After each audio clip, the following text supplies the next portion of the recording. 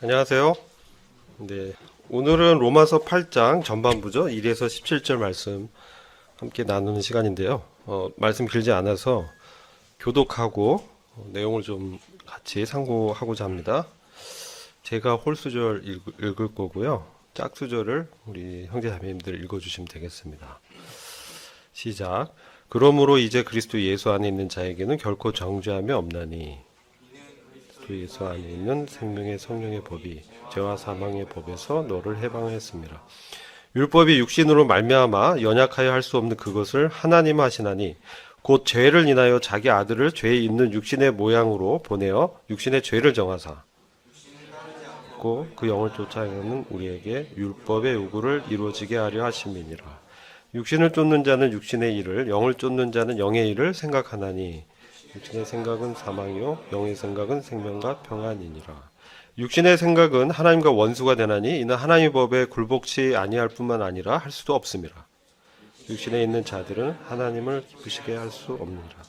만일 너희 속에 하나님의 영이 거하시면 너희가 육신에 있지 아니하고 영에 있나니 누구든지 그리스도의 영이 없으면 그리스도의 사람이 아니라.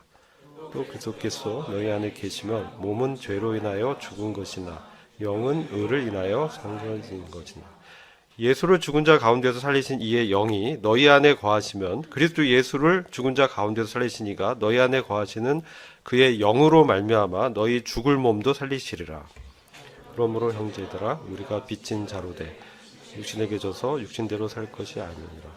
너희가 육신대로 살면 반드시 죽을 것이로되 영으로서 몸의 행실을 죽이면 살리니 무릇 하나님의 영으로 인도함을 받는 그들은 곧 하나님의 아들이라. 너희는 다시 무서워하는 종의 영을 받지 아니하였고 양자의 영을 받았으므로 아바 아버지라 부르짖느니라. 성령이 친히 우리 영으로 더불어 우리가 하나님의 자녀인 것을 증거하시나니. 같이 읽겠습니다. 자녀이면 또한 후사 곧 하나님의 후사요 그리스도와 함께한 후사니 우리가 그와 함께 영광을 받기 위하여 고난도 함께 받아야 될 것이니라. 아멘. 로마서 8장은 사실 로마서 전체 중에서 가장 핵심적인 진리를 담고 있는 장들 중에 하나입니다. 그래서 6장, 7장, 8장 해서 그리스도 안에 연합된 진리를 나누고 있는데요. 특별히 로마서 8장을 자세히 읽어보시면 가장 많이 등장하는 단어가 있습니다. 그게 한 글자인데 뭘까요? 영입니다. 여러분 이 하나님의 영, 그리스도 영 이렇게 말씀하고 있는데요. 또는 그 영을 쫓아 행하는 이 영은 성령을 이제 말씀하는 겁니다. 근데 로마서 8장 1절 보시면 그러므로라는 인과 접속사가 있죠. 그래서 7장에서 8장이 연결되는 것입니다. 그래서 7장에서 율법 아래에서 종로로 타던 그런 종교인의 영적 상태를 저희가 봤었죠. 그래서 누가 이러한 사망의 몸에서 나를 건져낼 수 있겠느냐? 그러면서 해방자 되신 그리스도를 발견한 바울의 개인적인 고백이라고도 말씀드렸죠.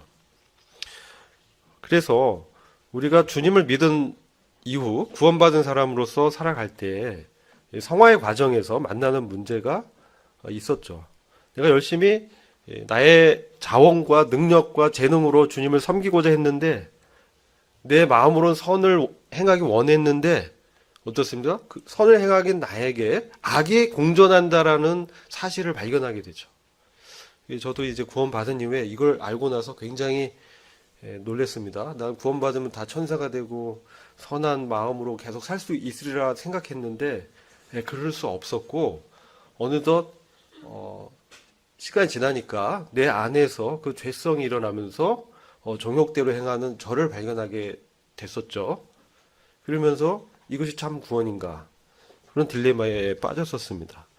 그런데 그것이 바울이 발견한 진리도 동일하다는 거죠. 그가 구원 이후에 로마서 7장에 경험을 한 것이죠. 열심히 율법을 지키려고 이제 애써봤지만 사실 그에게 율법을 행한 능력은 없었다는 거예요. 율법은 우리를 하나님의 어떤 기준을 제시해주고 우리에게 제시해주고 이것이 거룩하고 선하고 의로운 것이라고 말씀해주지만 사실 그것을 행할 어떤 능력은 주지 못한다라는 한계가 있습니다. 그런데 이제 구원받은 이후에 저희는 그 하나님의 말씀을 저희의 어떤 힘과 능력으로 이루어 보려고 합니다. 왜? 우리는 거듭난 자고 우리에게 새로운 생명이 왔고요. 우리가 새 사람이 됐기 때문에 그렇죠. 그래서 우리의 의지도 거룩해졌습니다. 그래서 우리는 거룩한 의지로 하나님 따라 살려고 하는 것입니다. 만약 이런 마음이 없다면 뭡니까? 네, 구원을 의심해 봐야 되는 것이죠. 난 그런 마음이 없어요. 전 제 뜻대로 그냥 계속 살고 싶어요. 그러면 심각하게 내 안에 주님의 영이 있는지 그걸 살펴봐야 돼요. 그래서 그러한 종교 아래서 자기의 애씀으로 살고자 했던 이 사도 바울이 주님 안에서 영적인 어떤 해방감을 발견했어요. 그게 뭐냐면 그리스도 예수 안에 있다라는 것이죠. 그를 이렇게 얽어매었던 그 율법 아래에 있었던 그러한 그 자도 율법에 대해서 죽었다는 거예요. 율법에 대해서 죽었기 때문에 율법을 행해서 거룩하고 내가 하나님의 의를 얻으려고 했던 그런 율법 체제 안에서 더 이상 있지 않게 됐다는 것이죠. 그러면 그리스도 예수 안에 있는 자는 어디 있느냐? 영적인 어떤 위치가 어디냐? 바로 하늘의 그리스도와 연합됐다는 것이에요. 그러니까 율법은 사실 이 세상의 사람들을 제어하고 그들을 구속합니다. 그러나 우리 주님께서 말씀하셨듯이 주님도 이 땅에 계셨지만 육신은 이 땅에 계셨지만 그분은 항상 아버지 하나님과 연결돼서 교통하셨다는 것이죠. 그래서 땅에 몸은 계셨지만 사실 아버지로부터 말씀을 받고 아버지와 함께 동행하면서 아버지의 뜻을 행하는 것을 그분의 영적인 양식을 삼고 십자가를 지셨다는 겁니다. 그랬을 뿐만 아니라 사흘 만에 다시 부활하셔서 또한 승천하셨죠. 그래서 지금 하늘의 위엄의 권자 하나님 우편에 앉아 계시죠. 그분과 같이 있다는 거예요. 그분과 함께 있는, 그분과 믿음으로 연합되어 있는 그러한 사람을 그리스도 예수 안에 있는 자라고 하는데, 그런 사람들은 율법에 대해서 죽었기 때문에 결코 율법의 정죄를 받지 않는다는 거예요.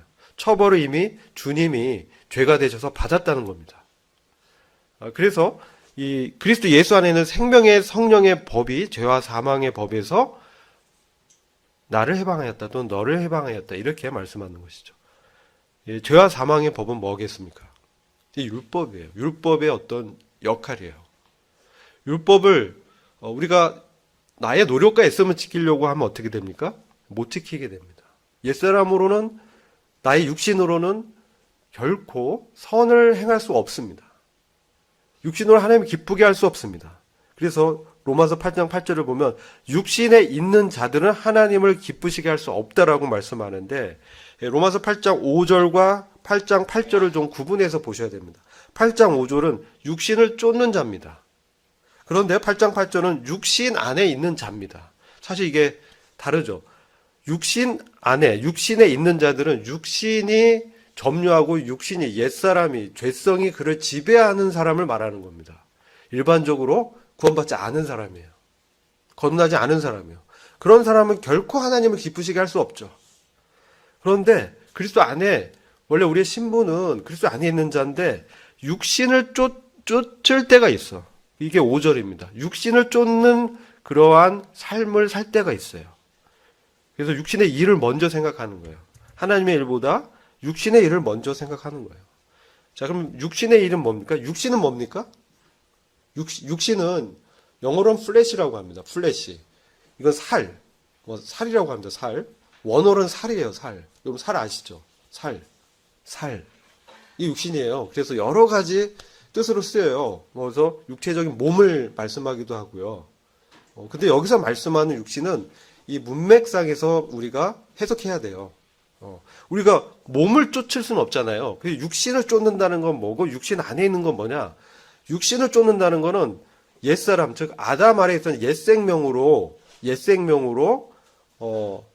살았던 그러한 옛사람을 얘기하는 거예요. 육신 자체는. 그래서 옛사람의 생각, 옛사람이 추구했던 거, 이것을 계속해서 쫓는 사람은 어떤 생각하겠어요? 육신의 일을 생각하는 거예요. 육신의 일.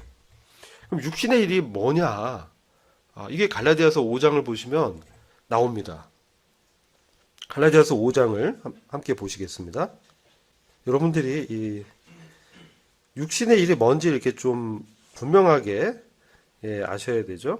자, 갈라디아서 5장도 이 성령을 쫓는 삶과, 즉 영을 쫓는 삶과 육체를 쫓는, 즉 육신을 쫓는 삶을 말씀하고 있어요.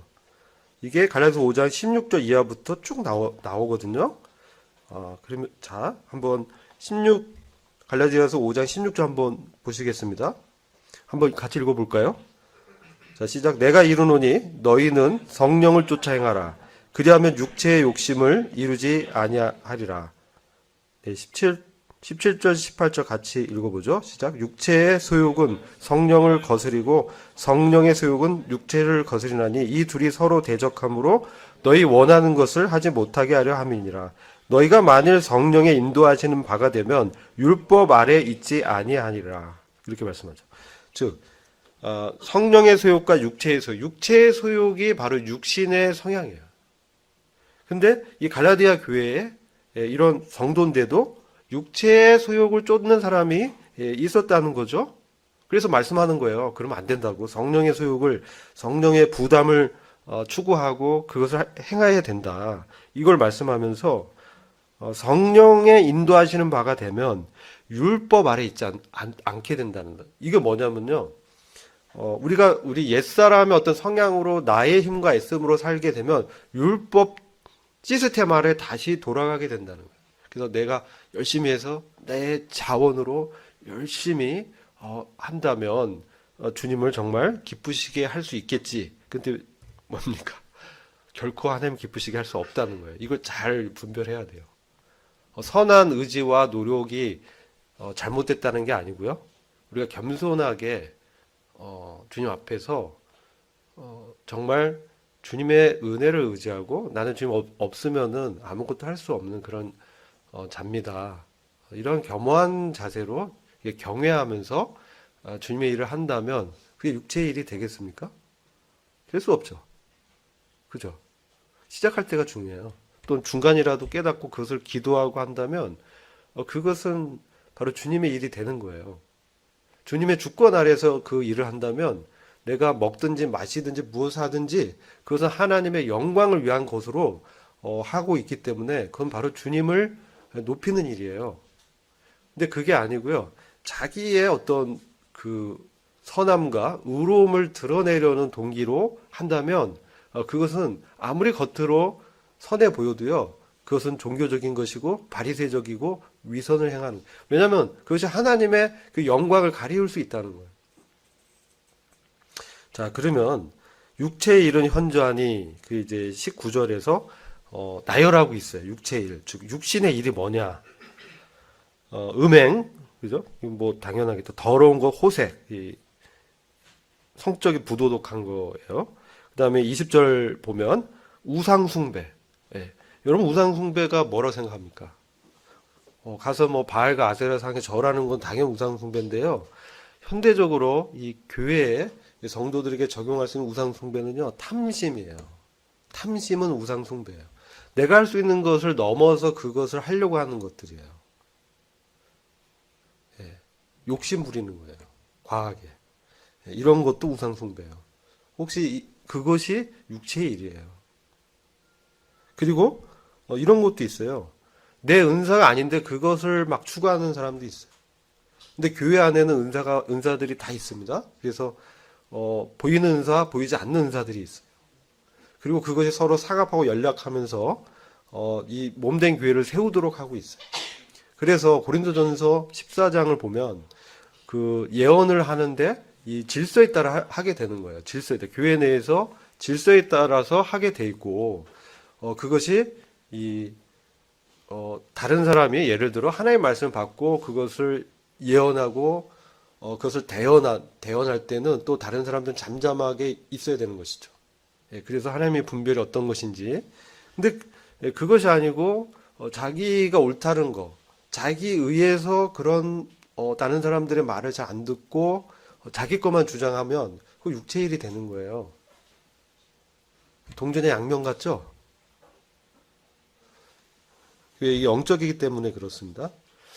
자, 술수, 강교하게 술수 맺는 거, 원수 맺는 거, 뭐 이런 거 우리 그리스도인에게는 잘 발견되지 않겠죠. 분쟁, 이거 있을 수 있어요. 그렇죠. 다투는 거예요. 그리고 시기하는 거, 이거 특히 여자들이 있어요. 이거 영어로 envy라고 하는 거예요. 보이는 걸 뭐 이렇게, 뭐 남자도 있습니다. 근데 기질적으로 그렇다는 거예요. 다 그런 건 아니고, 그 화내는 거, 이건 남자들한테 많죠. 다혈질, 막 화내는 거. 그리고 당을 짓고 막 분리하고 누구 따시키고 막 이런 것들. 그다음 투기하는 거. 그렇죠? 술 취하고 방탕하고 그와 같은 것들. 이런 것들은 육체의 일이에요. 육신의 일이에요. 여기에 해당하는 건 당연히 육신의 일이에요. 그죠? 그런데도 아까 말씀드린 영적으로 말씀드렸죠. 하나님의 영광 드러내고 성도를 세우고 배려하고 이타적으로 행하는 이런 것은 하나님의 선을 이루는 일이지만 이건 영적인 일이고 바로 성령의 어떤 소욕이겠죠. 그런 것도 바울은 뭐라고 얘기하냐면 우리 안에 역사하는 것은 죽음이고 너희 안에서 역사하는 것은 생명이다 이렇게 표현해요. 고린도후서 4장 그 부분 보면요. 근데 그건 뭐냐면 바울이 그의 그 고린도 교회 성도들을 섬기기 위해서 다른 어떤 말들 듣고 뭐 판단받고 비난받고 또 여러 안에서 이게 나님도 있었거든요. 바울파 무슨 누구 아볼로파 뭐 베드로파 이렇게 나뉘고 그랬어요. 그랬을 때 그가 고린도 교회 성도를 위해 어떻게 했습니까? 특별히 그가 당연히 그 교회로부터 지원을 받을 수 있었음에도 불구하고 지원을 안 받고 자비량으로 섬겼어요. 그래가지고 천막을 텐트 메이커라고 하잖아요. 천막을 이렇게 만들어서 돈을 벌어서 자기가 먹고 살았고 고린도 교회는 받지 않고 봉사했어요. 자, 이런 것들 좀 이제 우리가 생각해 보는 거죠. 그렇지 영적인 부분에 있어서도 우리가 은사에 따라서 잘 분별해 봐야 돼요. 그래서 여러분들이 이게 무조건 이렇게 나열된 건 당연히 육신의 일이에요. 근데 그럼에도 불구하고 고린도전서 3장을 가면요 이렇게 나와요. 고린도전서 3장 보시죠. 거기에 이 그리스도의 심판 때에 관한 부분 나옵니다. 이게 중요합니다. 왜냐면요 지금 우리가 왜 영 안에 있는 삶을 추구하고 성령을 따라서 살아야 되는가? 왜 우리 구원 받은 사람들은 성령을 따라서 살아야 되는가? 여러분 한번 생각해 보세요. 왜 우리는 성령을 따라서 살아야 됩니까? 여기 있죠. 육신을 쫓는 거와 그 결과가 뭐겠어요? 사망이에요. 사망. 육신을 쫓는 거의 결과는 사망이에요. 그리고 갈라디아서 6장에서 보면 영적인 원리가 심는 대로 거두는 거예요. 심는 대로. 그래서 내가 성령을 쫓아서 소욕을 따라서 심는 거와 육체의 소욕을 따라서 심는 거가 열매가 다르다는 거예요. 그래서 고린도전서 3장을 가면 하나님의 집인 교회를 세우는 그러한 역사에 있어서 여러분들과 저가 다 같은 동업자예요. 교회를 주님과 함께 주님은 이제 기초석이시고 그 외 교회를 하나님의 집인 교회를 세우는데 일꾼들과 또 성도들이 함께 이제 협업을 하는 거예요. 그래서 하나님의 교회 세우는 걸 뭐라고요? 덕을 세운다라고 그래요. 덕을 세운다. 그것을 영어로 edification 그래요. 하나님 교회를 세우는 일이에요. 그런 일을 하는데 어떤 경쟁심으로 하고 나의 것을 드러내서 내 주장만 막 하는 것은 뭡니까? 여기 열거는 안 되는데요. 그게 육신적으로 섬기는 거예요. 미숙한 거예요. 근데 이런 일들이 우리가 어릴 때는 그럴 수 있어요. 영적으로 어릴 때는 잘 몰라서. 그런데 여러분들이 영적으로 성숙한다는 건 뭡니까? 상대방을 배려하는 거예요. 그리스도 안에서.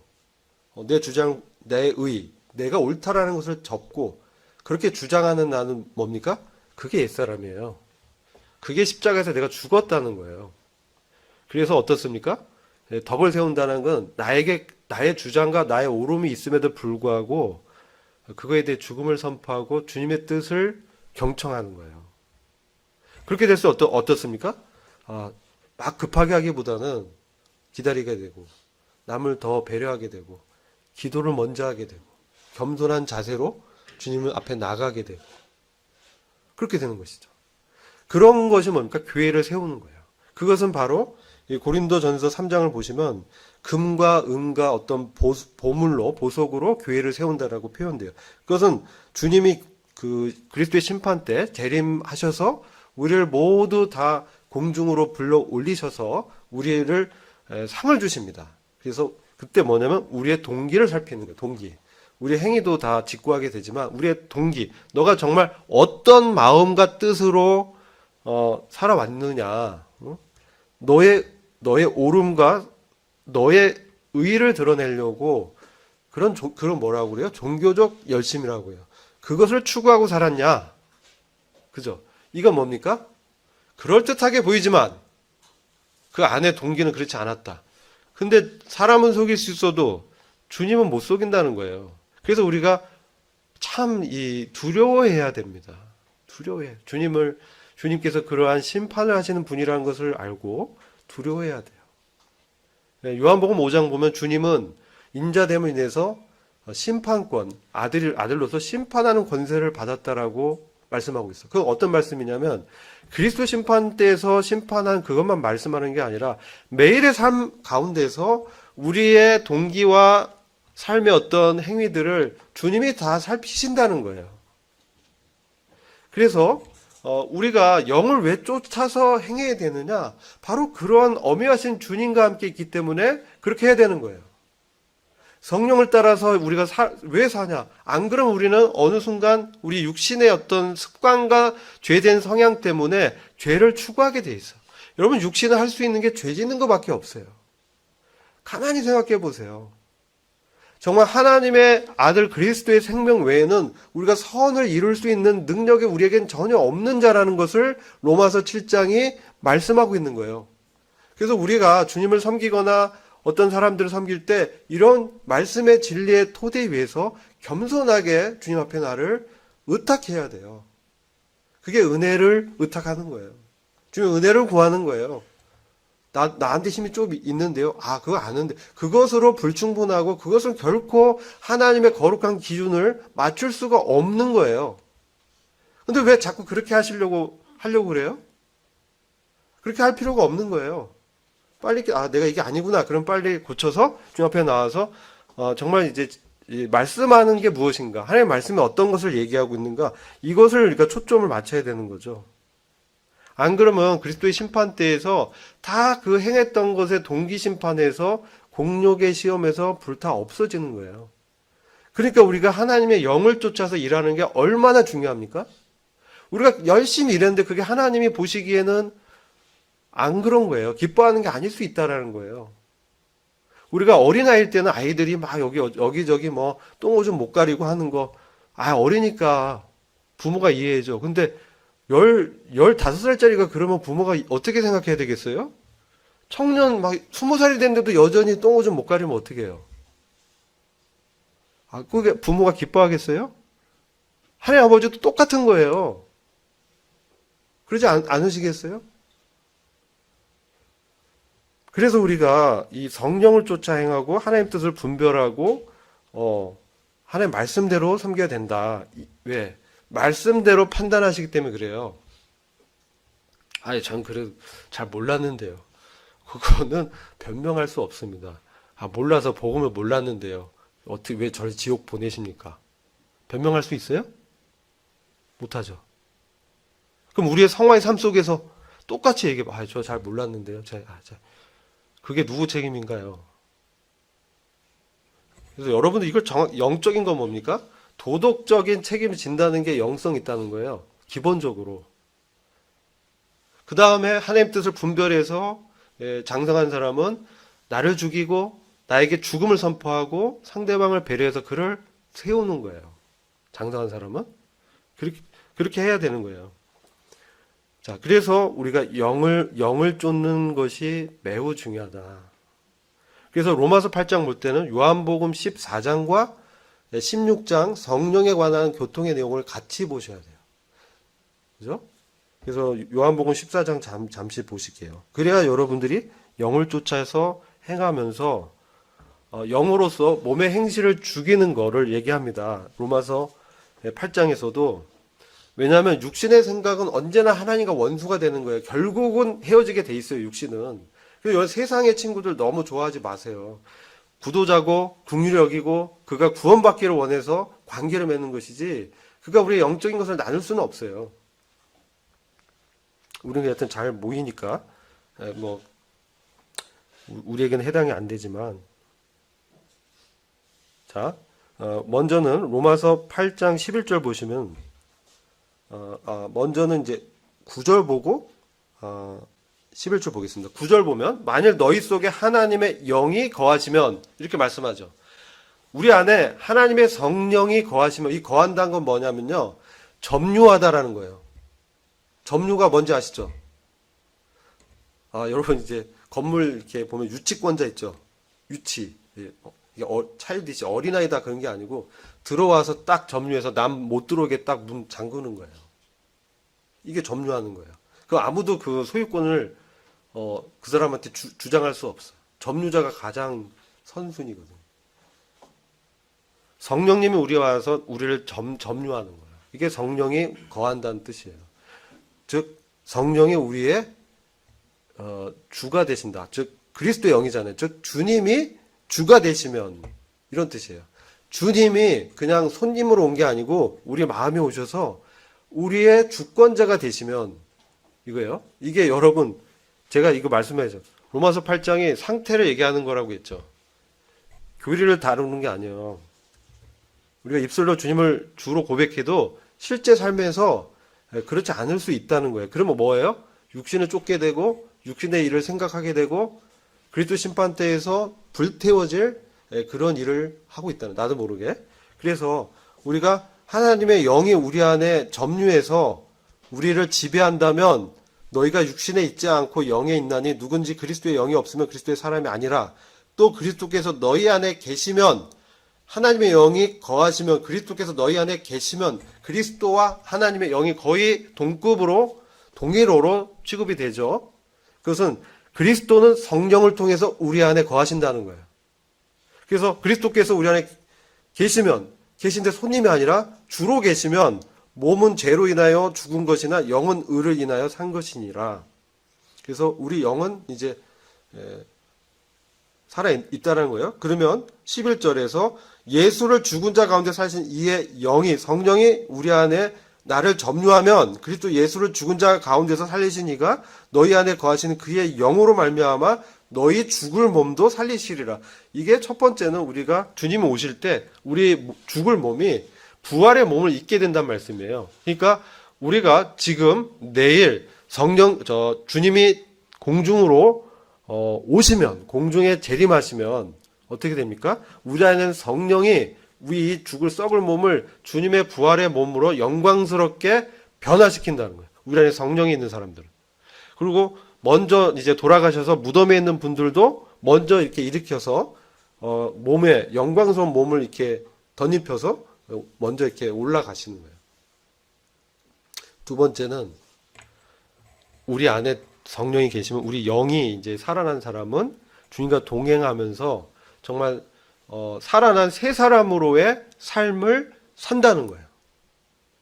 아시겠죠? 그래서 8장 12절 13절 보면, 형제들아 우리가 빚진 자로 돼 육신에게 져서 육신대로 살 것이 아니니라.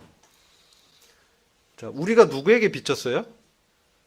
바로 그리스도의 피값으로 우리를 사셨기 때문에, 사실 주님의 피가 대가로 지불되어진 우리입니다. 아시겠죠? 그래서 그런 자들이기 때문에 우리 이게 육신에게 져서 육신과의 어떤 갈등이 있다는 거죠. 근데 육신의 소욕대로 이렇게 살려고 하는 그런 성향이 있다는 거예요. 그럼 그대로 내버려두면 어떻게 돼요? 육신대로 사는 거예요. 그럴 때 어떻게 해야 돼요? 13절에서 그걸 얘기해요. 너희가 육신대로 살면 반드시 죽을 것이로되 영으로서 몸의 행실을 죽이면 살리니, 말씀하죠. 여러분 이제 창세기에 보면 아담과 하와가 타락할 때 봐요. 선악과를 따먹으면 뭐라고 해요? 반드시 죽는다고 하죠. 선악과 따먹으면. 선악을 알게 하는 나무의 열매를 먹으면 반드시 죽는다 그랬잖아요. 근데 사탄은 뭐라고 했어요? 죽을지 몰라. 아, 그거 거짓말이야. 거짓말이야. 이렇게 얘기한 거야. 여기서 육신대로 살면 뭐라고 그래요? 반드시 죽는다는 거야. 우리가 구원받았는데 왜 죽어요? 이건 그러니까 제가 말씀드렸죠. 이 문맥에서 분별해야 된다고. 너희가 로마의 성도 그리스도인이 육신대로 살면 반드시 죽는다. 이 성경에서 죽는다는 건 뭐냐면 하나님의 관계가 멀어진다는 거예요. 1차적으로 영적인 죽음을 얘기하는 거예요. 그러니까 우리는 이렇게 살 사람이 아니라는 거죠. 그런 게 전제된 거예요. 우리가 육신대로 살 사람이 절대 아니라는 거예요. 하나님이 육신대로 사는 거는 어떻게 했어요? 육신대로 살면 죄를 짓게 되기 때문에 죄에 거하게 되는 거예요. 그리고 로마서 6장 1에서 3절 보면 뭐라고 되어 있어요? 너희가 죄 가운데 거할 수 있겠느냐? 뭐라고요? 결코 그럴 수 없다.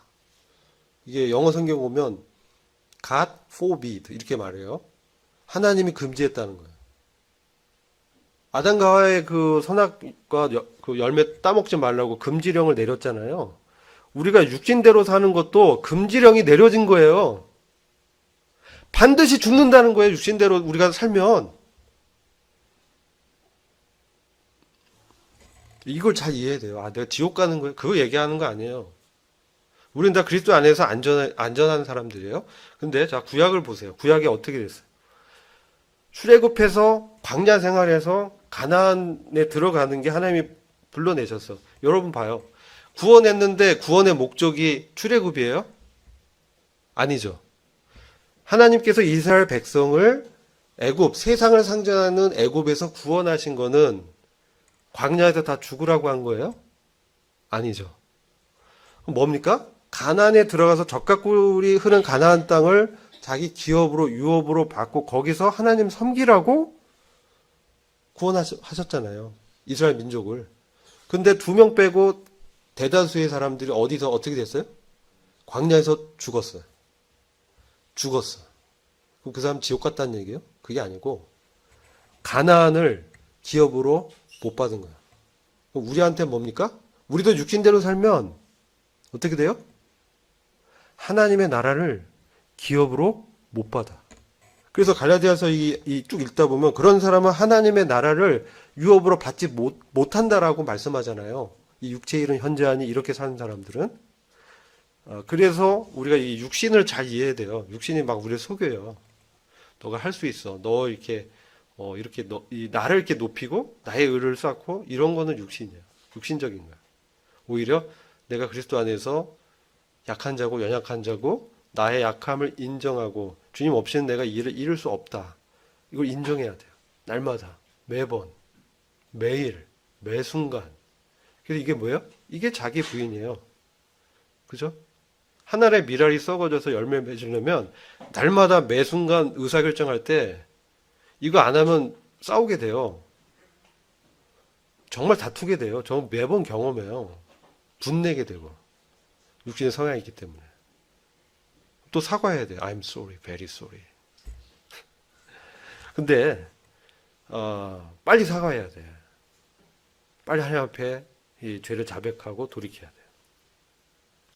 근데 영으로서 몸의 행실을 죽이면 살리니 이건 뭡니까? 영은 뭡니까? 영은 성령이랬죠. 요한복음 6장 63절 살리는 것은 영이니 육은 무익하니라. 내가 너에게 이른 말이 영이요 생명이니라. 그죠? 살리는 것은 영이다. 이 영은 뭡니까? 그리스도께서 하신 말씀. 그죠? 자, 하나님께서 아담에게 호흡을 불어 넣었더니 아담이 이제 산혼이 되었다. 이렇게 말해요. 리빙 소울이 되었다. 사람이 되었다. 이런 뜻이에요. 그때 불어 넣은 게 뭡니까? 하나님의 호흡이죠. 그게 이 말씀의 어근이에요. 하나님의 호흡, 숨. 그것이 이제 로고스입니다. 로고스가 하나님의 말씀이 됐고, 그것이 나한테 적용될 때, 그게 저한테 적용된 말씀을 레마라고 해요. 그래서 여러분들이 그 말씀을 지식으로 아는 거 매우 중요하고 이 진리를 이제 깨닫고 그것을 나한테 적용하는 게 몸의 행실을 죽이는 거예요. 하나님의 말씀으로 몸의 행실을 죽인다는 것은 내 원하는 욕구대로 안 하고 겟세마네 기도를 드린다는 거예요. 내 원대로 마옵시고 하나님의 원대로 하기 원합니다. 주님이 그런 기도 드리셨잖아요. 그런 거예요. 그래서 내가 정말 이 사람을 제끼고 내가 성공하고 내가 하고 싶은데 하나님 뜻이 아니라는 거예요. 그러면 어떡합니까? 주님 앞에서 그걸 내려놓고 그 사람의 구원을 위해서 경쟁자가 아니라 구도자로 보라는 거지. 성도 뭡니까? 내가 이 성도보다 더 은사를 더 해가지고 내가 뭐 이렇게 내가 더 드러내고 이게 바리새인이라는 거예요. 바리새인이 그래서 주님 뭐라고 그랬어요? 바리새인한테 너희는 독사의 자식이다, 마귀의 자식이다 이렇게 얘기했어요. 바리새인만큼 이 성경에 정통한 사람이 없었어요. 그래서 성령으로 몸의 행실을 죽이면 살린이라는 것은 그런 순간에 하나님 말씀을 떠올려야 돼요. 우리가 그러한 생각이 들어올 수 있어요. 그랬을 때 우리가 깨어서 기도하고 있다면 당연히 하나님 말씀이 이렇게 기억나면서 그것을 거절하게 돼요. 그래서 제가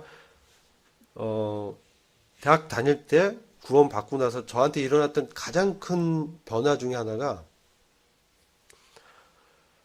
세상이 일단 달라 보였고 내가 살던 세상이 아니게 세상이 이렇게 달라 보이더라고요. 그때는 너무 힘들었어요. 그전에. 근데 구원받고 나니까 세상이 너무 아름답고 하나님의 아까 이제 주님의 세계라고 했는데 너무 아름답고요. 이 거리가 너무 꽃이 만발하고 이게 다 살아서 이제 막 움직이는 것 같고 뭐 너무 좋고 그랬습니다. 그럴 때 가장 먼저 저한테 일어난 변화가 이건 뭐 개인적일 수 있어요. 음란한 생각이 안 나더라고요. 음란한 생각들. 이게 어떻게 되냐면 어떤 그러한 죄된 생각이 딱 떠오르면요. 그런 생각들이 어떻게 해요? 내 안에 들어오려다가 탁 튕겨난다는 생각이 그런 느낌을 받는 거예요. 이렇게 딱 이게 정욕이 올라오면 어느 순간 그것이 튕겨나가는 거야. 못 들어오는 거예요. 마치 누군가 방패를 딱 쳐놔가지고 죄된 생각들 다 튕겨내고 있다는 느낌을 받았어요. 처음에 이제 구원 받고 나서. 그러면서 당연히 이제 그게 제가 저한테는 굉장히 괴로웠는데 이게 거듭나니까 그것이 이제 해결이 처음에 되더라고요. 처음에. 시간 지나니까 또 이제 매너리즘에 빠지긴 했는데 처음에 이게 거룩한 생명이 왔을 때 영으로서 몸의 행실을 죽인다라는 게 어떤 건지 이제 알았어요. 그래서 하나님의 말씀으로 그런 죄된 생각에 대해서 나는 이미 죽은 자라는 거죠. 육체의 정욕에 대해서 이거를 아무리 우리 생각으로 하면 이길 수가 없어서 갈라디아서 이 말씀으로 이길 수 있는 거예요. 5장 24절 그리스도 예수의 사람들은 육체와 함께 그 정과 욕심을 십자가에 못 박았느니라. 이 말씀을 내 말씀으로 믿고 적용하는 거예요. 내가 내 육신의 성향과 함께 정과 욕심이 십자가에서 못 박아서 함께 죽었구나. 그리스도와 함께 내가 죽었구나. 이 말씀을 되뇌이고 나한테 적용하면 그 육체의 정과 욕심이 어떻게 되겠어요? 소멸해요. 반드시 소멸해요. 절대 이게 일어날 수가 없어요. 왜? 이게 하나님의 권위의 말씀이고 진리이기 때문에. 여러분 믿으시고 그렇게 하셔야 돼요. 이 말씀을 읽고 묵상하고 그 순간에 이 말씀을 암송하면서 선언하면 그 죄된 생각들이 싹 사라져요. 정말로 그렇게 사라진다니까요. 해보세요. 그러면 어때요? 몸의 행실 죽이면 살리니 그 다음에 성령의 어떤 인도함 가운데 평안함 가운데 있게 되는 거예요. 여러분 이제 하나님의 영으로 인도함을 받는 그들은 곧 하나님의 아들이라 이렇게 말씀하죠. 그래서 우리가 영으로 인도함 받는 게 뭐냐? 보이지 않는 어떤 환상 가운데 이끌림 받을 수 있습니다. 그래서 전도자 빌립이 이제 성령의 이끌림을 자기도 모르게 가면서 그 내시를 만나서 복음 전한 것처럼 우리도 그런 인도함 가운데 있을 수 있다. 그런데 하나님의 말씀으로 오늘날은 성경이 완성된 이후에는 하나님의 말씀이 기억나면서 그 말씀으로 인도함 받거나 하나님의 성령이 우리에게 부담을 줘서 그것이 좀 문제가 있다라는 것을 감지하도록 역사하거나 또는 주변에 성도들이 너가 이러한 계획은 그래서 우리가 어떤 뭐 큰일을 계획할 때는 반드시 이제 영적으로 장로라든지 앞서 있는 일꾼들이라든지 신뢰할 사람들한테 자문을 구하는 게 중요해요. 중요한 의사결정 내리기 전에. 그랬을 때 그런 인도함에 있어서 분명하게 인도해 주신다는 거죠. 그런 사람들은 하나님의 아들이라는 거예요. 그래서 여러분 우리가 영의 생각은 생명과 평안이다. 이게 뭐냐면요. 제가 두 가지만 말씀드리는데 고린도후서 4장에 이 생명과 평안이 뭐냐면 고린도후서 4장 8절이에요. 그거 한번 보세요. 같이 읽어볼게요. 찾으셨어요? 예, 같이 읽습니다. 시작. 우리가 사방으로 우겨쌈을 당하여도 쌓이지 아니하며 답답한 일을 당하여도 낙심하지 아니하며 핍박을 받아도 버림받지 아니하며 거꾸로 뜨림을 당하여도 망하지 아니하고 10절 우리가 항상 예수 죽인 것을 몸에 짊어짐은 예수의 생명도 우리 몸에 나타나게 하려 함이라. 아멘. 이거예요. 핍박을 당하고 막 우겨싸움을 당한 것 같은데 왜 이렇게 낙심하지 않고 그 상황을 극복하고 이길 수 있느냐? 왜 그래요? 왜 그래요?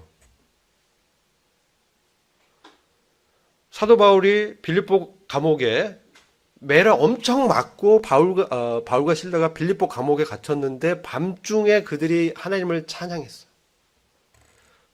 미친 사람 아니에요? 근데 영적으로 그들은 하나님의 왕국을 위해서 자신들이 고난당하고 능욕을 지는 것을 기뻐했어요. 완전 다른 생각을 갖고 있었죠.